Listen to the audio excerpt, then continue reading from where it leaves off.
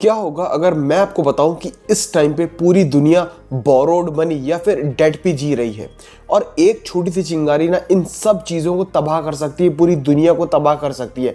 आपकी जॉब, आपका पैसा, इवन आपकी देश की करेंसी, ये सब के सब एक झटके में तबाह हो सकते हैं। ये कोई एक मूवी प्लॉट नहीं है, बल्कि एक सच्चाई है, एक हकीकत है जो इस टाइम पे एट प्रेजेंट ये चीज़ हो रही है और आप और हम इसे महसूस नहीं कर पा रहे हैं क्योंकि ये चीज़ आपसे और मुझसे ये चीज़ छुपाई जा रही है। आज हम उस चीज़ को ब्रेक डाउन करने जा रहे हैं जो दुनिया का सबसे बड़ा फाइनेंशियल बॉम्ब है। जी हाँ, द डेट ट्रैप। अब ये बेसिकली हम यहाँ पे आज ये जानेंगे कि क्यों सारी की सारी दुनिया, सारी की सारी कंट्रीज धीरे धीरे करके डेट में डूबती जा रही हैं। एक्चुअली में ये पैसा है किसका, ये सब किसके पैसे ओन करते हैं, ये पैसा एक्चुअली में दे कौन रहा है हर एक कंट्रीज को, क्या यूनाइटेड स्टेट्स दे रहा है, क्या IMF ओन करता है मनी। ये सारी की सारी बातें आज हम इस वीडियो में जानेंगे और एट द एंड हम ये भी जानेंगे कि आपको इससे लास्ट में क्या फर्क पड़ सकता है और आपको क्या करना चाहिए ताकि अब इस सारी चीजों से बच के रह सके। तो इस वीडियो को एंड तक देखिएगा। चलिए हम बिना टाइम वेस्ट करे सीधा सीधा टॉपिक पे आते हैं। देखो सच्ची अगर बात करें ना तो डेट यानी कि उधार कुछ भी नया नहीं है इसमें, राइट। बट अब जिस स्केल पे ये बोरिंग हो रही है ना, जिस स्केल पे लोग उधार पे उधार लिए जा रहे हैं ना, वो एक डरावना है।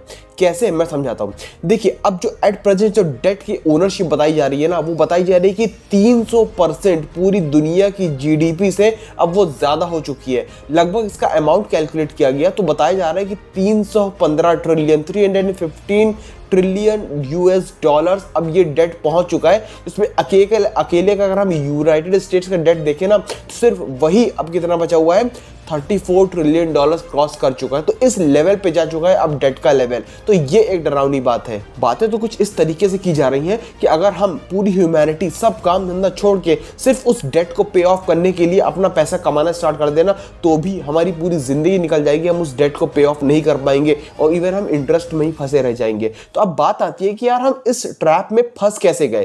क्या इसके पीछे कोई दूसरी फोर्सेस थी, क्या हमें फंसाए क्या जबरदस्ती, या फिर हम खुद ही फंस गए। तो चलिए हम वापस से टाइटल पे आते हैं और जानते हैं इन सब के आंसर्स क्या होंगे। सबसे पहला पॉइंट हम बात करते हैं डेट के ओरिजिन की। ये स्टार्ट बेसिकली कहां से हुआ था।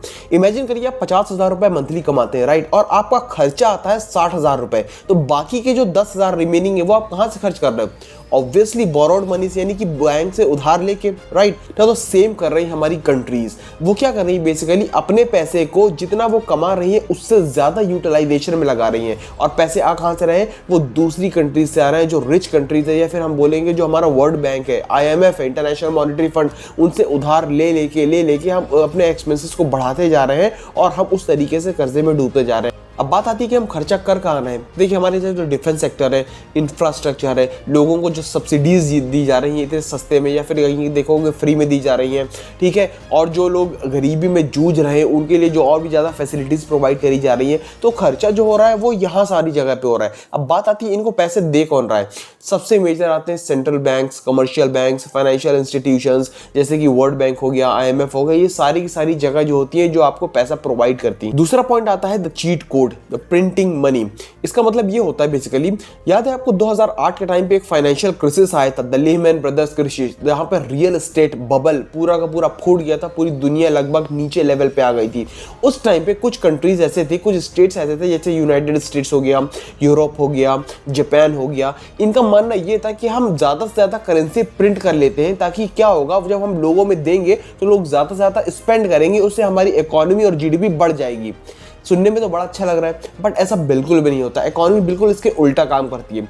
क्या होता है आप खुद सोचिए जरा सा, बेसिक इकोनॉमिक्स। अगर हम किसी चीज़ की सप्लाई मार्केट में ज़्यादा कर देंगे तो उसकी वैल्यू क्या हो जाती है, घट जाती है। तो सेम हुआ इन कंट्रीज के साथ साथ। जैसे कि यूनाइटेड स्टेट्स ने ज़्यादा से ज़्यादा पैसे बनाना यानी कि प्रिंट करना स्टार्ट कर दिया, तो एक्चुअल में हुआ क्या है, जो उनकी डॉलर की वैल्यू है ना, वो दिन ब दिन उसकी जो रियल वैल्यू है वो कम होने लगी। तो यहाँ पे हुआ उनको सबसे बड़ा घाटा। तो अब हुआ ये कि उनकी जो रियल वैल्यू है ना वो धीरे धीरे कम होने लगी। इससे उनका डेट ट्रैप और भी ज़्यादा बढ़ने लगा और फिर उनको लगा कि यार हम तो एक तरीके के डेट ट्रैप में फंस चुके हैं। तो तब उनको रियलाइज हुआ और तब उन सारी कंट्रीज ने ये सारी चीजें करना बंद किया। तो इसकी शुरुआत उस टाइम से है, यानी कि बहुत पहले से चलती आ रही है। ये कोई अचानक से नहीं हुआ कि आज ही डेट ट्रैप में फंस गए, नहीं, ये बहुत पहले से ये सारी चीजें चली आ रही हैं। अब बात करते हैं हम तीसरे क्वेश्चन के बारे में, जो सबसे इंपॉर्टेंट क्वेश्चन है कि हु ओन्स द डेट।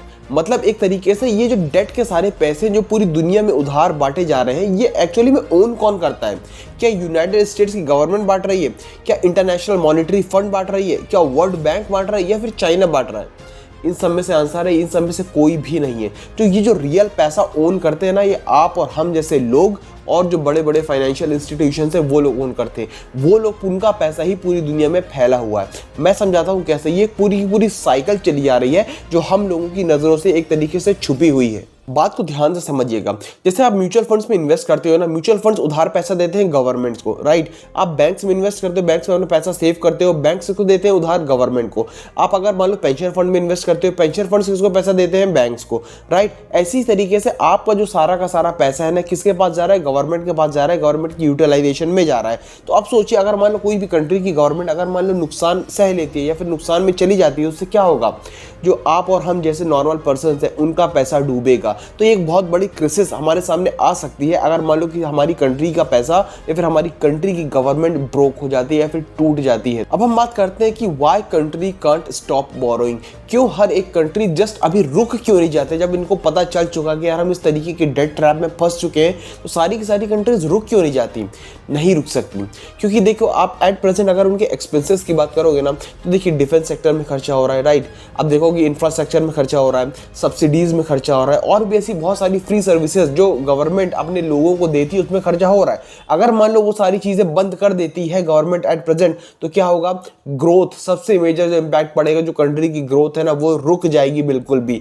और जितने भी सारे बड़े बड़े प्रोजेक्ट चल रहे हैं इस कंट्री के अंदर, वो सारे भी बंद हो जाएंगे। और जितने भी मनी रोलिंग में चल रहे हैं, जो मैंने बताया एक सर्कल पूरा चल रहा है, वो सारा का सारा पैसा रुक जाएगा। इस सारे कारणों की वजह से जो एक पर्टिकुलर गवर्नमेंट है या फिर उस कंट्री की जो भी रूलिंग पार्टी है ना, वो सारी की सारी क्या हो जाएगी? डूब जाएगी, जिससे कंट्री की पूरी जीडीपी खतरे में आ सकती है। ऐसे ही कुछ एग्जाम्पल्स हमें देखने को मिलते हैं कुछ कंट्रीज के, जिन्होंने मेजरली क्या करा था? उधार लेते गए और अब फाइनली उनकी इकोनॉमी बहुत ज़्यादा वीक हो चुकी है, लगभग डूब चुकी है। सबसे पहला एग्जाम्पल था श्रीलंका का। उन्होंने इतना ज़्यादा उधार ले लिया था पूरी दुनिया से कि उनका पूरा का पूरा टूरिज्म इंडस्ट्री कोलैप्स हो गई।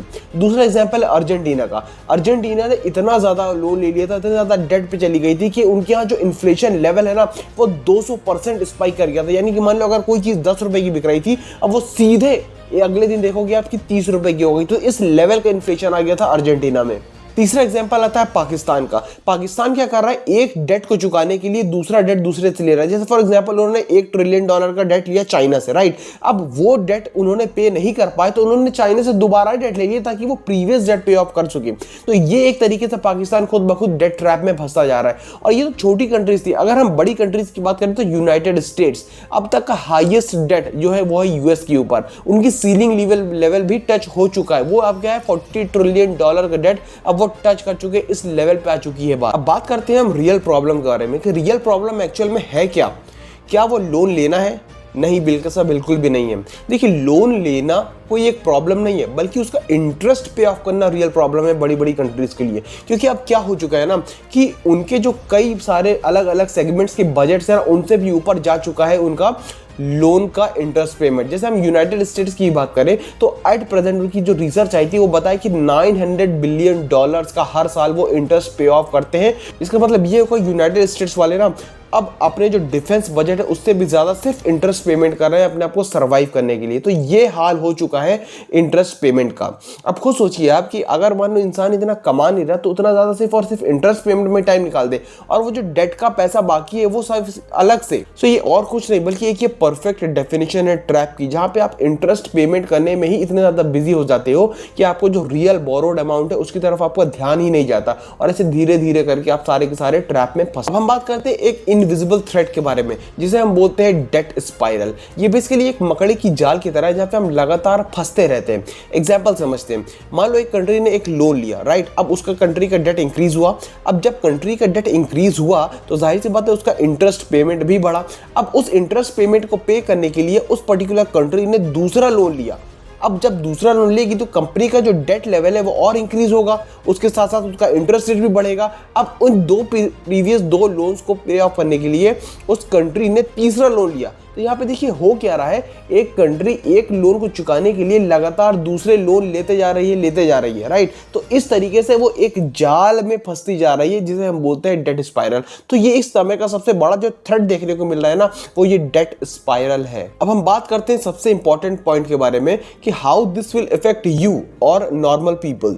देखिए, सबसे पहली बात होती है जितना ज़्यादा कंट्री का डेट बढ़ेगा उस कंट्री में उतना ज़्यादा इन्फ्लेशन बढ़ेगी, और जब इन्फ्लेशन बढ़ेगी तो जाहिर सी बात है जितनी भी चीज़ें जो हमारी डेली कंज्यूमेबल गुड्स है उन सब की प्राइस धीरे धीरे क्या होगी, स्पाइक होगी। याद रखिएगा, हमारी प्राइसेस तो स्पाइक हो रही, बट हमारा जो इनकम लेवल है वो तो वही है, तो हमें चीज़ें दिन ब दिन महंगी लगने लगेंगी। दूसरी बात, अगर आपने कोई लोन लिया होगा तो आपका EMI का जो रेट है ना, इंटरेस्ट रेट, वो आपका धीरे धीरे कहीं ना कहीं बढ़ने लगेगा। तीसरी बात, जहाँ पे आपने इन्वेस्टमेंट कर रखी है ना, वो और ज़्यादा रिस्की होती चली जाएंगी, क्योंकि अल्टीमेटली आपकी कंट्री बहुत ज्यादा डेट से घिर चुकी है एट प्रेजेंट। नेक्स्ट, आपको जो जॉब मार्केट है ना, बहुत ज्यादा अनस्टेबल हो जाएगा। आपको बहुत तरीके का खतरा लगा रहेगा कि यार हमारी जॉब ना कभी भी जा सकती है, क्योंकि उस टाइम पे कंपनीज के पास इनफ पैसा नहीं होगा अपने एम्प्लॉइज को पे ऑफ करने के लिए। और सबसे बड़ा, ग्लोबल मार्केट क्रैश। यहाँ पे पूरी की पूरी कंट्री आपकी ब्रोक हो सकती है अगर मान लो यही चीज लगातार चलती रही तो। अब इसका आंसर, इसका सॉल्यूशन क्या है, हम इंडिविजुअल्स क्या ऐसा कर सकते हैं ताकि हम इन सारी चीज़ों से बचे रहें। सबसे पहली चीज़ आती है डाइवर्सिफाई योर पोर्टफोलियो। सबसे मेन मतलब आप एक ही जगह इन्वेस्ट ना करें, आप अलग अलग तरीके के असेट्स लेके रखें। जैसे कुछ आपने इक्विटीज़ में इन्वेस्ट कर दिया, कुछ गोल्ड में कर दिया, कुछ बॉन्ड्स में कर दिया, कुछ क्रिप्टोज में कर दिया। इस तरीके से अपने जो असेट्स है वो आप डाइवर्सिफाई कर दें। सेकेंड इंपॉर्टेंट थिंग, आप सिर्फ एक इनकम पर रिलाई ना रहे। मतलब सिर्फ आप ये मत सोचे कि यार मैं सिर्फ जॉब करता हूँ तो जॉब से ही पैसा नहीं लगे। आप ऐसा कुछ दूसरा साइड हसल या फिर एक साइड बिजनेस करते रहे जहाँ से आपकी सेकंड इनकम जनरेट होती रहे। तीसरा पॉइंट, अवॉइड टेकिंग डेट्स। आप जितना हो सके उतना डेट से बचने की कोशिश करें, पर्सनल डेट से, राइट। क्योंकि क्या होता है, फिर हम एक बार डेट ले लेते हैं फिर हमें उसकी आदत पड़ जाती है और फिर धीरे धीरे डेट स्पाइरल में फंसते चले जाते हैं। और चौथा और सबसे इंपॉर्टेंट, इन्वेस्ट करिए हमेशा लॉन्ग टर्म पे, क्योंकि लॉन्ग टर्म हमेशा आपको कहीं ना कहीं फायदा दे के जाएगा। वो एक टैग नहीं चलती कि आदमी हो या स्टॉक, हमेशा जाता ऊपर ही है। तो वो चीज़ आप माइंड में ध्यान रखें ताकि इससे आपको फायदा होगा। तो आई होप आपको वीडियो समझ में आई होगी, अच्छी लगी होगी, और अगर अच्छी लगी तो चैनल को सब्सक्राइब करें, लाइक करें, शेयर करें और कमेंट में ज़रूर लिख के बताएं कि वीडियो कैसी लगी। Thank you so much.